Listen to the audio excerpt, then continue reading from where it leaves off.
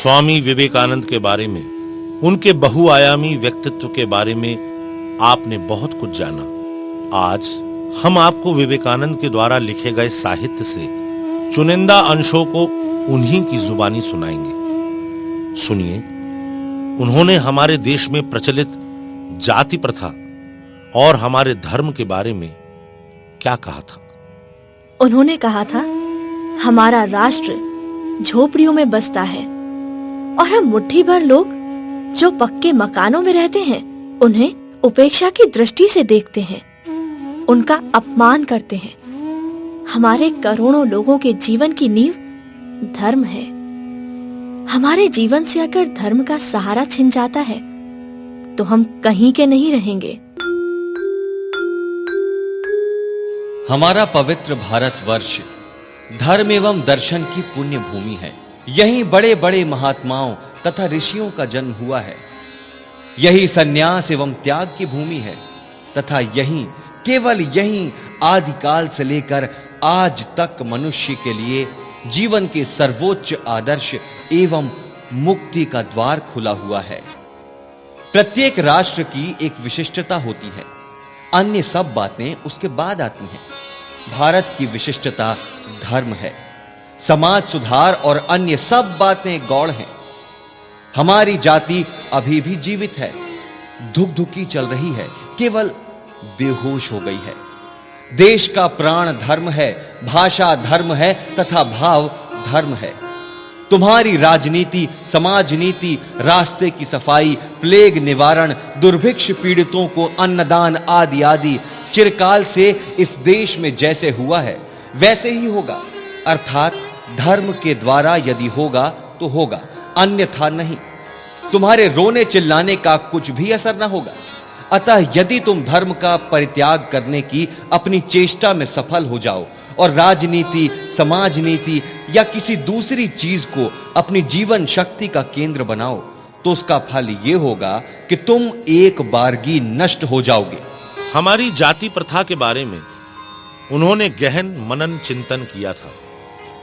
इसके लिए उन्होंने लिखा है, हम जिन्हें नीच कर्म कहते हैं उन्हें निभाने वाले ही सच्चे वीर हैं। संसार के इतिहास का अनुशीलन करने से प्रतीत होता है कि प्रत्येक नियमों के तहत ब्राह्मण आदि चारों वर्ण क्रम से पृथ्वी का भोग करेंगे। समाज का नेतृत्व विद्या बल से प्राप्त हुआ हो, चाहे बाहुबल से अथवा धन बल से, पर उस शक्ति का आधार प्रजा ही है। जिनके रुधिर स्त्राव से मनुष्य जाति की ये जो कुछ उन्नति हुई है, उनके गुणों का गान कौन करता है।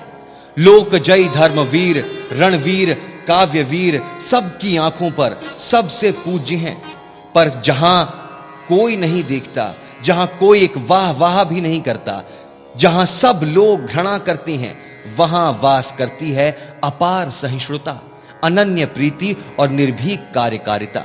हमारे गरीब घर द्वार पर दिन रात मुंह बंद करके कर्तव्य करते जा रही हैं। उसमें क्या वीरत्व नहीं है? हमारे देश में विवेकानंद ने सर्वप्रथम हमारा ध्यान उस गुमनाम जनता की ओर खींचा था। ये जो किसान, मजदूर आदि हैं, इनकी कर्मशीलता और आत्मनिष्ठा तुम में से कईयों से कहीं अधिक है। ये लोग चिरकाल से चुपचाप काम करते जा रहे हैं, देश का धन धान्य उत्पन्न कर रही हैं, पर अपने मुंह से शिकायत नहीं करते। माना कि उन्होंने तुम लोगों की तरह पुस्तकें नहीं पढ़ी हैं, तुम्हारी तरह कोट कमीज पहनकर सभ्य बनना उन्होंने नहीं सीखा, पर इससे क्या होता है? वास्तव में वे ही राष्ट्र की रीढ़ हैं। यदि ये निम्न श्रेणियों के लोग अपना अपना काम करना बंद कर दें तो तुम लोगों को अन्न वस्त्र मिलना कठिन हो जाए। कलकत्ते में यदि सफाई कर्मचारी एक दिन के लिए काम बंद कर देते हैं तो हाय तौबा मच जाती है। यदि 3 दिन वे काम बंद कर दें तो संक्रामक रोगों से शहर बर्बाद हो जाए। श्रमिकों के काम बंद करने पर तुम्हें अन्न वस्त्र नहीं मिल सकता और इन्हें ही तुम लोग नीच समझ रहे हो और अपने को शिक्षित मानकर अभिमान कर रहे हो। इन श्रमजीवियों को स्वामी जी ने बहुत करीब से देखा था। भारत भ्रमण के दौरान वे इन नीरव कर्मियों से परिचित हुए थे। इन लोगों ने सहस्त्रों वर्षों तक नीरव अत्याचार सहन किया है, उससे पाई है अपूर्व सहिष्णुता। सनातन दुख उठाया जिससे पाई है अटल जीवन शक्ति। ये लोग मुट्ठी भर सत्तू खाकर दुनिया उलट दे सकेंगे। आधी रोटी मिली तो तीनों लोक में इतना तेज ना अटेगा। ये रक्त बीज के प्राणों से युक्त हैं और पाया है सदाचार बल जो तीनों लोक में नहीं है। इतनी शक्ति, इतनी प्रीति, इतना प्यार, बेजुबान रहकर दिन रात इतना खटना और काम के वक्त सिंह का विक्रम। बड़ा काम आने पर बहुतेरे वीर हो जाते हैं। 10,000 आदमियों की वाहवाही के सामने काल पुरुष भी सहज में ही प्राण दे देता है। घोर स्वार्थ पर भी निष्काम हो जाता है। परंतु अत्यंत छोटे से कर्म में भी सबके अज्ञात भाव से जो वैसी ही निस्वार्थता, कर्तव्य परायणता दिखाते हैं, वे ही धन्य हैं। वे तुम लोग हो, भारत के हमेशा के पैरों तले कुचले हुए श्रमजीवियों। तुम लोगों को मैं प्रणाम करता हूं। स्वामी जी ने इन्हें नर नारायण माना है। इनकी प्रशंसा करते हुए वे आघाते नहीं थे। उन्होंने कहा, वे निरक्षर जरूर हैं, पर उनमें ज्ञान की कमी नहीं है। हमारी जनता को पार्थिव वस्तुओं के बारे में बहुत कम ज्ञान है। हमारे जन बहुत अच्छे हैं क्योंकि यहां दरिद्र होना अपराध नहीं है। हमारी जनता हिंसक नहीं है। अमेरिका और इंग्लैंड में मैं बहुत बार केवल अपनी वेशभूषा के कारण भीड़ों द्वारा प्रायः आक्रांत किया गया हूं, पर भारत में मैंने ऐसी बात कभी नहीं सुनी कि भीड़ किसी मनुष्य की वेशभूषा के कारण उसके पीछे पड़ गई हो। पाश्चात्य देशों के गरीब तो निरे पशु हैं, उनकी तुलना में हमारे यहां के गरीब देवता हैं। इसलिए हमारे यहां के गरीबों को ऊंचा उठाना अपेक्षाकृत सहज है। अन्य सभी बातों में हमारी जनता यूरोप की जनता की अपेक्षा कहीं अधिक सभ्य है। लोग कहते हैं कि हमारे देश का जन समुदाय बड़ी स्थूल बुद्धि का है। वो किसी प्रकार की शिक्षा नहीं चाहता और संसार का किसी प्रकार का समाचार जानना नहीं चाहता। पहले मूर्खतावश मेरा भी झुकाव ऐसी ही धारणा की ओर था।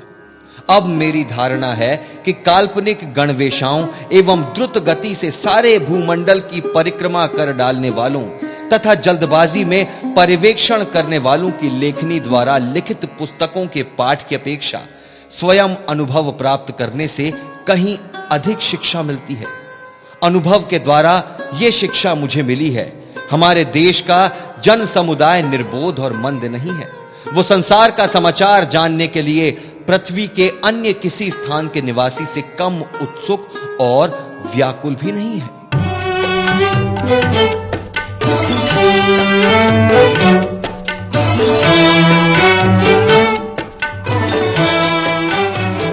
स्वामी जी ने जाति प्रथा की नई परिभाषा दी है। उनका मत वेदांतिक था। विप्रों ने ही तो धर्मशास्त्रों पर एकाधिकार जमाकर विधि निषेधों को अपने ही हाथ में रखा था और भारत की दूसरी जातियों को निम्न कहकर उनके मन में विश्वास जमा दिया था कि वे वास्तव में निम्न हैं। यदि किसी व्यक्ति को खाते, सोते, उठते, बैठते हर समय कोई कहता रहे कि तू निम्न स्तरीय है, तो कुछ समय के पश्चात उसकी यह धारणा हो जाती है कि मैं वास्तव में निम्न स्तरीय हूं। इसे सम्मोहित या हिप्नोटाइज करना कहते हैं। मैं तो जाति पाति के मामलों में किसी भी धर्म के प्रति कोई पक्षपात नहीं रखता, क्योंकि मैं जानता हूं कि यह एक सामाजिक नियम है और गुण एवं कर्म के भेद पर आधारित है। जाति पाति की ही बात लीजिए। संस्कृत में जाति का अर्थ है वर्ग या श्रेणी विशेष। जाति का मूल अर्थ था प्रत्येक व्यक्ति की अपनी प्रकृति को, अपने विशेष तत्व को प्रकाशित करने की स्वाधीनता, और यही अर्थ हजारों वर्षों तक प्रचलित भी रहा है। उन्होंने समझाया, जाति जन्मजात नहीं कर्मजात होती है। जैसे हर एक व्यक्ति में सत्व, रज और तम तीनों गुण न्यूनाधिक अंश में विद्यमान रहते हैं, उसी प्रकार ब्राह्मण एवं क्षत्रिय आदि के गुण भी सब मनुष्यों में जन्म से ही न्यूनाधिक मात्रा में विद्यमान रहते हैं। समय समय पर उनमें से एक न एक गुण अधिक प्रबल होकर उनके कार्यकलापों में प्रकट होता रहता है। आप मनुष्य का दैनिक जीवन क्रम लें। जब वो अर्थ प्राप्ति के लिए किसी की सेवा करता है तो वो निम्न स्तरीय होता है। जब वो स्वयं अपने लाभ के लिए कोई क्रय विक्रय करता है तो उसकी वैश्य संज्ञा हो जाती है। जब वो अन्याय के विरुद्ध अस्त्र उठाता है तो उसमें क्षत्रिय भाव सर्वोपरि होता है। अब जब वो ईश्वर चिंतन में लगता है, भगवान का कीर्तन करता है, तो ब्राह्मण तत्व को प्राप्त कर लेता है। यह स्पष्ट है कि मनुष्य के लिए एक जाति से दूसरी जाति में चला जाना संभव है। यदि नहीं तो विश्वामित्र ब्राह्मण कैसे बन सके? ब्राह्मण का पुत्र सर्वदा ब्राह्मण ही नहीं होता, यद्यपि उसके ब्राह्मण होने की संभावना अवश्य होती है। शिक्षा और अधिकार के तारतम्य के अनुसार सभ्यता सीखने की सीढ़ी थी वर्ण विभाग। यूरोप में बलवानों की जय और निर्बलों की मृत्यु होती है। भारत में प्रत्येक सामाजिक नियम दुर्बलों की रक्षा करने के लिए ही बनाया गया है। विभिन्न कार्यों में महारत होने पर जाति विभाग होता है। स्वामी जी ने उसे इस प्रकार रोचक भाव से समझाया है। विभिन्न श्रेणियों में विभक्त होना ही समाज का स्वभाव है, पर यह रहेगा या नहीं? विशेष अधिकारों का अस्तित्व न रह जाएगा। जाति विभाग प्राकृतिक नियम है। सामाजिक जीवन में एक विशेष काम मैं कर सकता हूं तो दूसरा काम तुम कर सकते हो। तुम एक देश का शासन कर सकते हो तो मैं एक पुराने जूते की मरम्मत भी कर सकता हूं, किंतु इस कारण तुम मुझसे बड़े नहीं हो सकते। क्या तुम मेरे जूते की मरम्मत कर सकते हो? तुम वेद पाठ में निपुण हो, यह कोई कारण नहीं कि तुम इस विशेषता के लिए मेरे सिर पर पांव रखो। तुम यदि हत्या भी करो तो तुम्हारी प्रशंसा और मुझे एक सेब चुराने पर ही फांसी पर लटकना हो, ऐसा नहीं हो सकता। इसको समाप्त करना ही होगा। यदि मछुआ को तुम वेदांत सिखलाओगे तो वो कहेगा हम और तुम दोनों बराबर हैं। तुम दार्शनिक हो, मैं मछुआ, पर इससे क्या? तुम्हारे भीतर जो ईश्वर है वही मुझ में भी है। हम यही चाहते हैं कि किसी को कोई विशेष अधिकार प्राप्त ना हो और प्रत्येक मनुष्य की उन्नति के लिए समान सुविधाएं हों। सब लोगों को उनके भीतर स्थित ब्रह्मत्व संबंधी शिक्षा दो। प्रत्येक व्यक्ति अपनी मुक्ति के लिए स्वयं चेष्टा करेगा। उन्होंने कृष्ण और बुद्ध को देखने की नई दृष्टि दी। ये एक विशेष रूप से ध्यान देने योग्य बात है कि प्राचीन भारत ने जिन दो सर्वश्रेष्ठ पुरुषों को जन्म दिया था वे दोनों ही क्षत्रिय हैं। वे थे कृष्ण और बुद्ध। और ये उससे भी अधिक ध्यान देने योग्य बात है कि इन दोनों ही देव मानवों ने लिंग और जाति भेद को न मानकर सबके लिए ज्ञान का द्वार उन्मुक्त कर दिया था।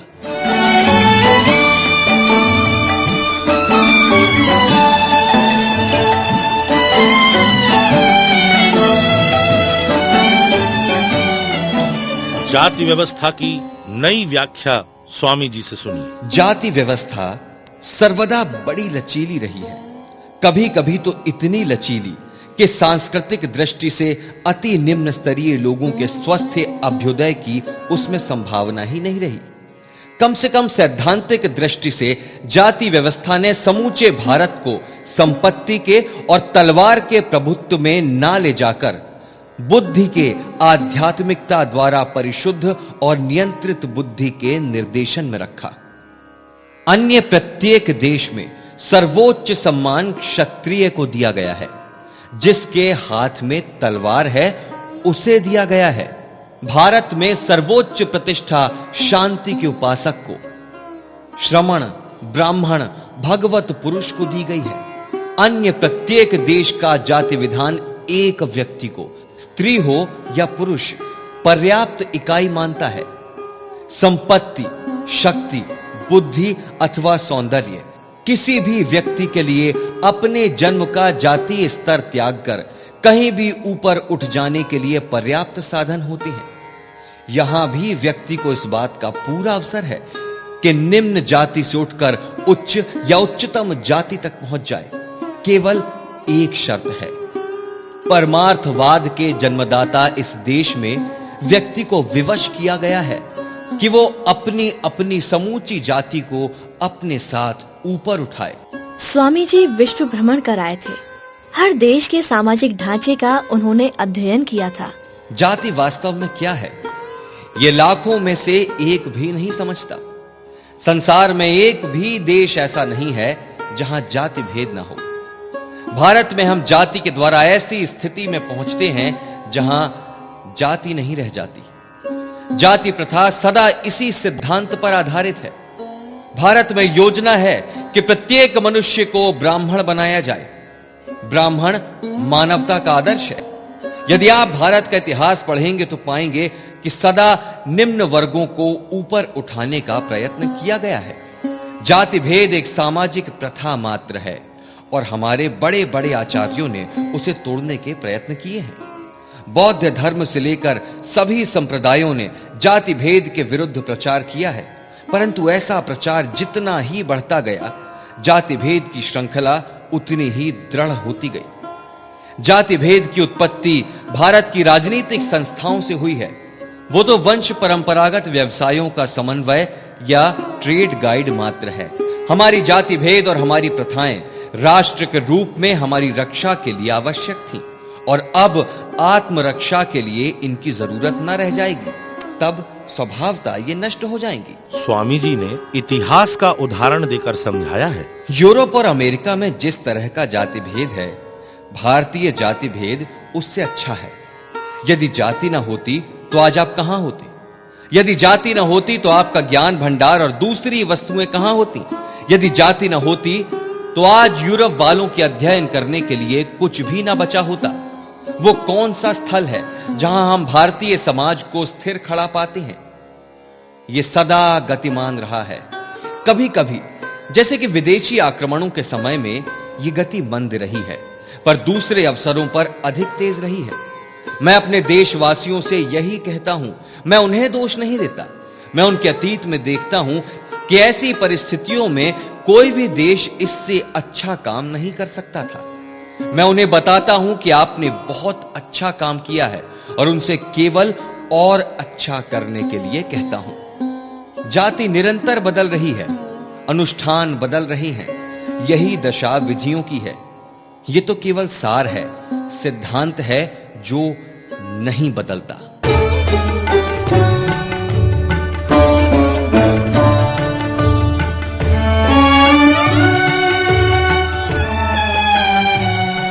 उन्होंने भारत की सामाजिक व्यवस्था की तारीफ करके समझाया कि जाति व्यवस्था का नाश नहीं होना चाहिए। उसे केवल समय समय पर परिस्थितियों के अनुकूल बनाया जाना चाहिए। हमारी पुरानी व्यवस्था के भीतर इतनी शक्ति है कि उससे 2 लाख नई व्यवस्थाओं का निर्माण किया जा सकता है। जाति व्यवस्था को मिटाने की बात करना कोरी बुद्धिहीनता है। नई रीति यह है कि पुरातन का विकास हो। संसार हमारे देश का अत्यंत ऋणी है। यदि भिन्न भिन्न देशों की पारस्परिक तुलना की जाए तो मालूम होगा कि सारा संसार सहिष्णु एवं निरीह भारत का जितना ऋणी है उतना और किसी देश का नहीं। पुराने समय में और आजकल भी उनसे बहुत से अनोखे तत्व एक जाति से दूसरी जाति में पहुंचे हैं। और यह भी ठीक है कि किसी किसी राष्ट्र की गतिशीलता और जीवन तरंगों ने महान शक्तिशाली सत्य के बीजों को चारों ओर बिखेरा है।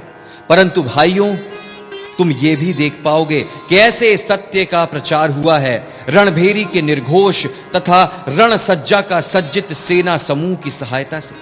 बिना रक्त प्रवाह में सिक्त हुए, बिना लाखों स्त्री पुरुषों के खून की नदी में स्नान किए कोई भी नया भाव आगे नहीं बढ़ा। प्रधानता इसी उपाय द्वारा दूसरे देशों ने संसार को शिक्षा दी है। परंतु इस उपाय का अवलंबन किए बिना ही भारत हजारों वर्षों से शांतिपूर्वक जीवित रहा है।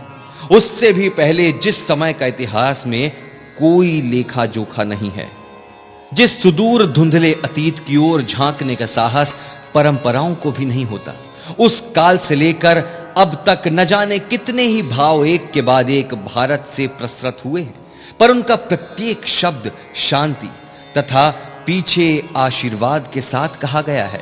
स्वामी जी हमें हमारी गलतियों का एहसास कराते हैं कि हमने अपने पूर्वजों की बनाई गई व्यवस्था पर ठीक से अमल नहीं किया। हम भारतीय अतैव अतीत का जितना ही अध्ययन करेंगे, उनका भविष्य उतना ही उज्जवल होगा। और जो कोई इस अतीत के बारे में प्रत्येक व्यक्ति को विज्ञ करने की चेष्टा कर रहा है, वो स्वजाति का परम हितकारी है। भारत की अवनति इसलिए नहीं हुई कि हमारे पूर्व पुरुषों के नियम एवं आचार व्यवहार खराब थे, वरन उनकी अवनति का कारण यह था कि उन नियमों और आचार व्यवहारों को उनकी न्याय संगत परिणति तक नहीं ले जाने दिया गया। उन्होंने हमारी कमजोरियों की तरफ हमारा ध्यान आकर्षित किया है, सदियों से व्याप्त सामाजिक बुराइयों को गिनाया है। उन्होंने कहा, मैं समझता हूं कि हमारा सबसे बड़ा राष्ट्रीय पाप जन समुदाय की उपेक्षा है, और वो भी हमारे पतन का एक कारण है। भारत में दो बड़ी बुरी बातें हैं, स्त्रियों का तिरस्कार और गरीबों को जाति भेद द्वारा पीसना। तुम अपने देश के लोगों की ओर एक बार ध्यान से देखो तो मुंह पर मलिनता की छाया, कलेजे में न साहस न उल्लास, पेट बड़ा, हाथ पैरों में शक्ति नहीं, डरपोक और कायर यथार्थ राष्ट्र जो झोपड़ियों में निवास करता है, अपना पौरुष विस्मृत कर बैठा है, अपना व्यक्तित्व खो बैठा है। इस भारत भूमि में जन समुदाय को कभी भी अपनी आत्मस्वत्व बुद्धि को दीप्त करने का मौका नहीं दिया गया। हिंदू, मुस्लिम या ईसाई के पैरों से रौंदे वे लोग ये समझ बैठे हैं कि जिस किसी के पास पैसा हो वे उसी के पैरों के तले कुचल जाने के लिए ही पैदा हुए हैं। ये पद दलित लोग ही भारत की ऊर्जा शक्ति हैं, इन्हीं से घन पैदा होता है। वे लोग जो किसान हैं, वे जो लकड़हारे जुलाहे, जो भारत के नगण्य मनुष्य हैं, वे जाति विजित स्वजाति निदित छोटी छोटी जातियां हैं, वही लगातार चुपचाप काम करती जा रही हैं, अपने परिश्रम का कुछ भी नहीं पा रही हैं। फिर जिनके शारीरिक परिश्रम पर ही ब्राह्मणों का आधिपत्य, क्षत्रियों का ऐश्वर्य और वैश्यों का धन धान्य निर्भर है, वे कहां हैं? समाज का मुख्य अंग होकर भी जो लोग सदा सब देशों में जघन्य निम्न स्तरीय कहकर पुकारे जाते हैं, उनका क्या हाल है? हे भारत के श्रमजीवियों, तुम्हारे नीरव सदा ही निदित हुए परिश्रम के फलस्वरूप बाबिल, Iran, Alexandria, Greece, Rome, Venice, Geneva, Baghdad, Samarkand, Spain, पुर्तगाल, फ्रांसीसी, डेनमार्क, डच और अंग्रेजों का क्रमन्वय से आधिपत्य हुआ और उनको ऐश्वर्य मिला है। और तुम, कौन सोचता है इस बात को?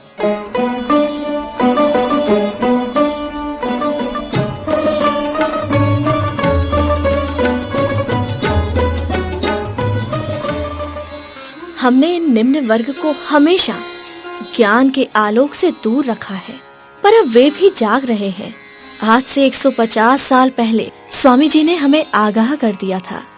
जीवन संग्राम में सदा लगे रहने का कारण निम्न श्रेणी के लोगों में अभी तक ज्ञान का विकास नहीं हुआ। ये लोग अभी तक मानव बुद्धि द्वारा परिचालित यंत्र की तरह एक ही भाव से काम करते आए हैं, और बुद्धिमान चतुर व्यक्ति इनके परिश्रम तथा कार्य का सार तथा निचोड़ लेते रहे हैं। सभी देशों में इसी प्रकार हुआ है, परंतु अब वे दिन नहीं रहे। निम्न श्रेणी के लोग धीरे धीरे ये बात समझ रहे हैं और इसके विरुद्ध सब सम्मिलित रूप से खड़े होकर अपने समुचित अधिकार प्राप्त करने के लिए दृढ़ प्रतिज्ञ हो गए हैं। यूरोप और अमेरिका में निम्न जातीय लोगों ने जागृत होकर इस दिशा में प्रयत्न भी प्रारंभ कर दिया है, और आज भारत में भी इसके लक्षण दृष्टिगोचर हो रही हैं। निम्न श्रेणी के व्यक्तियों द्वारा आजकल जो इतनी हड़तालें हो रही हैं, वे इनकी इसी जागृति का प्रमाण हैं। अब हजार प्रयत्न करके भी उच्च जाति के लोग निम्न श्रेणियों को अधिक दबाकर नहीं रख सकेंगे। अब निम्न श्रेणियों को न्याय संगत अधिकार की प्राप्ति में सहायता करने में ही उच्च श्रेणियों का भला है। पद दलितों की दुर्दशा की जड़ में है उनकी गरीबी। स्वामी जी ने कहा, जिनका ऐशो आराम में लालन पालन और शिक्षा लाखों पद दलित परिश्रमी गरीबों के हृदय के रक्त से हो रही है, और फिर भी जो उनकी ओर ध्यान नहीं देते, उन्हें मैं विश्वासघातक कहता हूं। इतिहास में कहां और किस काल में आपके धनवान पुरुषों ने, कुलीन पुरुषों ने, पुरोहितों ने और राजाओं ने गरीबों की ओर ध्यान दिया था? वे गरीब जिन्हें कोल्हू के बैल की तरह पेलने से ही उनकी शक्ति संचित हुई थी। भारतवर्ष के सभी अनर्थों की जड़ है जन साधारण की गरीबी। पुरोहिती शक्ति और विदेशी विजेता गण सदियों से उन्हें कुचलते रहे हैं, जिसके फलस्वरूप भारत के गरीब बेचारे ये तक भूल गए हैं कि वे भी मनुष्य हैं। और अंत में उन्होंने वेदांत की सीख दी। ये जाति डूब रही है। लाखों प्राणियों का शाप हमारे सिर पर है। सदा ही सहस्त्र जलधार वाली नदी के समीप रहने पर भी तृष्णा के समय पीने के लिए जिन्हें नाले का पानी दिया, उन अगणित लाखों मनुष्यों का सामने भोजन के भंडार रहते हुए भी जिन्हें हमने भूखों मार डाला, जिन्हें हमने अद्वैतवाद का तत्व सुनाया पर जिनसे तीव्र घृणा की, जिनके विरोध में हमने लोकाचार का आविष्कार किया, जिनसे जुबानी तो यह कहा कि सब बराबर हैं, सब वही एक ब्रह्म है, परंतु इस उक्ति को काम में लाने का तिल मात्र भी प्रयत्न नहीं किया। हम लोगों को अपने आप में एक आंतरिक महानता लानी है और तब जो कार्य हम करते हैं उन्हें वो महानता प्रदान करनी है। यही चरित्र है।